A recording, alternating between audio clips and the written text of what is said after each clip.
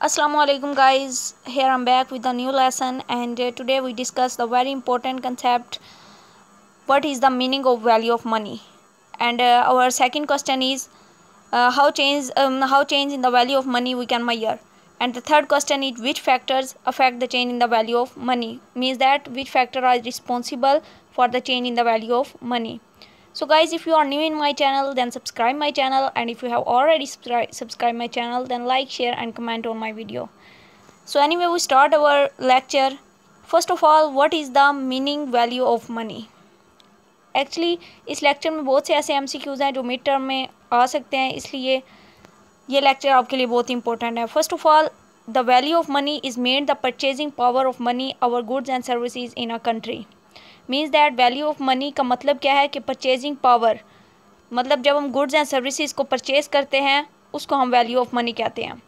What a rupee can buy in India represent the value of money of the rupee. मतलब यह है कि अगर एक रुपी इंडिया में कितनी चीज़ें ख़रीद सकता है तो वो उसकी क्या होगी, वो उसकी वैल्यू ऑफ मनी होगी. मतलब फॉर एग्ज़ाम्पल, जैसे कि अगर एक रुपी है उससे हम कितनी चीज़ें ख़रीद सकते हैं, क्या चीज़ ख़रीद सकते हैं, ये उस रुपी की वैल्यू है.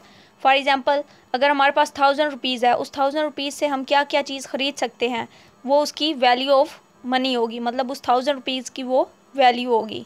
Thus, the phrase value of money is a relative concept which expresses the relationship between a unit of money and the goods and services which can purchased with it. कि बेसिकली जो value of money का concept है वो relationship show करता है unit of money में और goods and services जो हम मनी से परचेज करते हैं. This shows that the value of money is related to the price level because goods and services are purchased with the money unit at given price. इसका मतलब यह है कि वैल्यू ऑफ मनी का relation किससे है, प्राइस लेवल से है, क्योंकि हम goods and services price level से ही परचेज़ करते हैं. मतलब गुड्स एंड सर्विसेज जब हम मनी से परचेज़ करते हैं तो जितना प्राइस लेवल होता है उससे हम परचेज़ करते हैं, तो वो बेसिकली क्या होता है, वैल्यू ऑफ मनी कहलाता है. अब यहाँ पर MCQs एक इम्पोर्टेंट क्या मिला है हमें अब तक. सबसे पहले कि वैल्यू ऑफ मनी का मतलब है purchasing power of money. Second MCQs ये है कि वैल्यू ऑफ मनी के लिए हमें प्राइस लेवल को देखना ज़रूरी होता है. ये दो मेन MCQs हैं अभी तक के. But the relation between the value of money and the price level is an inverse one. कि जो प्राइस लेवल और वैल्यू ऑफ मनी का रिलेशन है वो इन्वर्स है. मतलब जब हमारी प्राइस लेवल इंक्रीज़ होता है तो हमारी वैल्यू ऑफ मनी फॉल कर जाती है, और जब प्राइस लेवल डिक्रीज़ होता है वैल्यू ऑफ मनी इंक्रीज़ हो जाती है. ये थर्ड MCQs यहाँ पर बन गया. उसके बाद V से हम रिप्रेजेंट करते हैं वैल्यू ऑफ मनी को और P से रिप्रेजेंट करते हैं प्राइस लेवल को. तो वैल्यू ऑफ मनी इक्वल हो गया 1 ओवर प्राइस लेवल. मतलब यह है कि value of money is equal to price level. When the price level rise the value of money fall and vice versa. वही बात अगेन रिपीट हुई है कि प्राइस लेवल और वैल्यू ऑफ मनी का इन्वर्स रिलेशन है. Thus in order to measure the value of money we have to find the general price level. कि basically वो कह रहे हैं कि वैल्यू ऑफ मनी को हम डायरेक्ट मेजर नहीं कर सकते. ये बहुत ही इंपॉर्टेंट लाइन है कि वैल्यू ऑफ मनी को हम डायरेक्ट मेजर नहीं कर सकते, बल्कि वैल्यू ऑफ मनी को मेजर करने के लिए हमें प्राइस लेवल को पहले फाइंड करना पड़ता है. The value of money is 2 types. Basically 2 types हैं वैल्यू ऑफ मनी की. पहली क्या है, internal value of money, and the second one is external value of money. Internal value of money refers to the purchasing power of money over domestic goods and services. Means that कि internal value of money वो होती है, मतलब वो purchasing power जिसे हम domestically goods and services purchase कर सकते हैं. फॉर एग्जांपल, 1000 रुपये से हम अपने ही कंट्री में कितनी चीज़ें परचेज़ कर सकते हैं, वो उसकी वैल्यू ऑफ मनी होगी internal. External value of money क्या है, refers to the purchasing power of money और फॉरेन गुड्स एंड सर्विसेज. कि बेसिकली वो परचेजिंग पावर मनी की जिससे हम फॉरेन मतलब बाहर के कंट्री की जितनी चीज़ें परचेज़ कर सकते हैं वो उसकी एक्सटर्नल वैल्यू होगी. मतलब वही 1000 रुपीज़ अगर हम अपने ही कंट्री में कोई चीज़ खरीदते हैं उसे तो वो इंटरनल वैल्यू ऑफ मनी होगी, लेकिन उसी 1000 रुपीज़ से अगर हम आउट ऑफ कंट्री कोई चीज़ परचेज़ करते हैं तो वो एक्सटर्नल वैल्यू ऑफ मनी होगी. उसके बाद अब हमारा नेक्स्ट क्वेश्चन है, यहाँ पर हेडिंग नज़र आ रही होगी आपको या आप अपने नोट्स पर देखें तो वहाँ पर नज़र आएगी इंडेक्स नंबर. कि basically index number is a statistical drive to measure change in the value of money. अब यहाँ पर हमें एक और MCQs मिल गया कि change in the value of money के लिए हम क्या यूज़ करते हैं, इंडेक्स नंबर यूज़ करते हैं. और इंडेक्स नंबर क्या है, वो स्टैटिस्टिकल एक ड्राइव है. It is a number which represents the average price of a group of commodity at a particular time in relation to the average price of the same group of commodity at another time. मतलब यह है कि average price, अगर एक group of commodity हम लेते हैं एक ही टाइम पीरियड में, उसकी एवरेज प्राइस फिर उसको हम रिलेट करते हैं सेम ग्रुप ऑफ कमोडिटी, मतलब ग्रुप्स ऑफ कमोडिटी वही है जो पहले वाला है, लेकिन अब हमारे पास टाइम पीरियड अनदर है। यहाँ पर अगर आपको नेक्स्ट स्क्रीन में फार्मूला नज़र आएगा, R is equal to price in 1980 divided by price in 1970 multiply by 100। मतलब पहले हमने 1980 की प्राइस ली, उसको डिवाइड कर दिया पिछले साल की प्राइस 1970 से और मल्टीप्लाई 100 कर दिया, तो हमारे पास ये बेसिकली इंडेक्स नंबर का फार्मूला आ जाता है।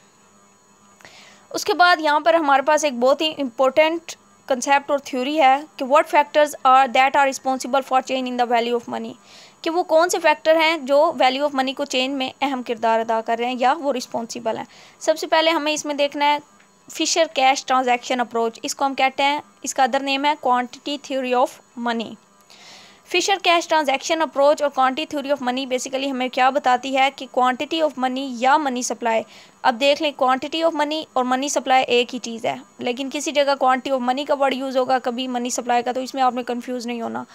क्वांटिटी ऑफ मनी या money supply is the main determinant of change in price level and value of money. अब हमें सबसे पहला फैक्टर क्या मिल गया कि क्वांटिटी ऑफ मनी या मनी सप्लाई की वजह से हमारा प्राइस लेवल या वैल्यू ऑफ मनी चेंज होता है। यहाँ पर इस थ्योरी में एक MCQ ये मिल गया। उसके बाद नेक्स्ट हमारे पास है we are not analysis value of money directly with conclude it by change in price. ठीक है, वो कहता है कि वही बात कि वैल्यू ऑफ मनी को हम डायरेक्टली मेजर नहीं कर सकते, बल्कि हम पहले प्राइस लेवल को चेक करते हैं, उसके बाद वैल्यू ऑफ मनी पे जाते हैं। ओके, उसके बाद हमारे पास आता है कि money supply is the main factor, any change in the quantity of money produced on exactly change in the price level. अब यहाँ पर आपने एक कंसेप्ट क्लियर करना है कि बेसिकली मनी सप्लाई का प्राइस लेवल के साथ डायरेक्ट रिलेशन है, लेकिन वैल्यू ऑफ मनी के साथ इनडायरेक्ट रिलेशन है। मतलब यह है कि जब हमारी मनी सप्लाई इंक्रीज़ होगी, हमारा प्राइस लेवल इंक्रीज़ होगा। जब हमारा प्राइस लेवल इंक्रीज़ होगा, तो हमने स्टार्ट में पढ़ा है कि वैल्यू ऑफ मनी के साथ प्राइस लेवल का इन्वर्स रिलेशन है, तो हमारी वैल्यू ऑफ मनी फॉल कर जाएगी। In the words of Fisher definition, other thing remaining the same as money supply या quantity of money increase, the price level also increase। अब हमें Fisher की थ्योरी क्या बता रही है कि quantity of money का प्राइस के साथ डायरेक्ट रिलेशन है। उसके बाद यहाँ पर बस हमारी अभी ये थ्योरी एंड होने वाली है, तो इसमें ये बता रहे हैं कि basically in direct proportion value of money decrease and vice वर्सा। यहाँ पर आपको एक मनी सप्लाई और इन सब का रिलेशन नज़र आ रहा होगा कि बेसिकली MS रिप्रेजेंट कर रहा है मनी सप्लाई को, मनी सप्लाई इंक्रीज़ हो रही है। EX रिप्रेजेंट कर रहा है एक्सपेंडिचर को, एक्सपेंडिचर भी हमारे इंक्रीज़ होंगे। ज़ाहिर बात है, जब मनी सप्लाई इंक्रीज़ होगी, जब मनी आएगी, हम उसको ज़्यादा कंज्यूम करेंगे चीज़ें, तो एक्सपेंडिचर इंक्रीज़ होंगे। एक्सपेंडिचर इंक्रीज़ तब होंगे जब हमारी डिमांड इंक्रीज़ होगी। डिमांड इंक्रीज़ हुई, वो एग्रीगेट डिमांड बन गई, एग्रीगेट डिमांड इंक्रीज़ होगी। जब हमारे पास किस चीज़ की डिमांड इंक्रीज़ हो जाती है, तो हमारी मतलब प्राइस भी इंक्रीज़ हो गई। क्यों? क्योंकि मनी सप्लाई का प्राइस के साथ डायरेक्ट रिलेशन है। ठीक है, प्राइस इंक्रीज़ होगी, प्राइस इंक्रीज़ होने से वैल्यू ऑफ मनी फॉल कर गई। तो इसी तरह नेक्स्ट इक्वेशन में भी आप देख रहे हैं कि मनी सप्लाई जब डिक्रीज़ होती है, एक्सपेंडिचर डिक्रीज़ होते हैं, डिमांड डिक्रीज़ होती है, एग्रीगेट डिमांड डिक्रीज़ होती है, प्राइस डिक्रीज़ होती है और हमारी वैल्यू ऑफ मनी राइज कर जाती है। यहाँ पर एग्जाम्पल से आपको सही समझ आएगी कि बेसिकली एग्जांपल हमें क्या बता रही है कि quantity of money double, the price level will also double and the value of money will be half. कि जब हमारी क्वांटिटी ऑफ मनी या मनी सप्लाई डबल होती है, प्राइस लेवल भी हमारा डबल ही इंक्रीज़ होता है, लेकिन जो वैल्यू ऑफ मनी है वो 1/2 रह जाती है। On the other hand, if the quantity of money reduced by 1/2, अगर क्वांटिटी ऑफ मनी 1/2 रिड्यूस होती है, प्राइस लेवल भी 1/2 रिड्यूस होगा और value of money will be double हो जाएगी। तो ये एक सिंपल एग्जांपल के ज़रिए आपको समझाया गया है कि सिंपल ये रिलेशन है इनका। अदरवाइज़ जो मैंने बात बताई है कि जब हमारी मनी सप्लाई इंक्रीज़ करेगी तो हमारा प्राइस लेवल इंक्रीज़ करेगा और हमारी वैल्यू ऑफ मनी फॉल कर जाएगी, और जब मनी सप्लाई डिक्रीज़ होगी हमारा प्राइस लेवल डिक्रीज़ होगा और वैल्यू ऑफ मनी इंक्रीज़ कर जाएगी। तो मेन जो रिलेशन है वो यही है जो आपको अब मैंने बताया है। तो ये था हमारा आज का लेक्चर गाइज। इससे नेक्स्ट थ्योरीज भी हैं, लेकिन वो आपको नेक्स्ट लेक्चर में दी जाएंगी। और अगर आपको हमारी वीडियो पसंद आई है तो हमारी वीडियो को लाइक शेयर कमेंट ज़रूर कर दें, और अगर आप हमारे चैनल पर नहीं होते तो हमारे चैनल को सब्सक्राइब कर दें ताकि आपको हमारी नेक्स्ट वीडियोज़ ईजिली अवेलेबल हो सकें। So stay home, stay safe guys. अल्लाह हाफिज़। Thanks for watching.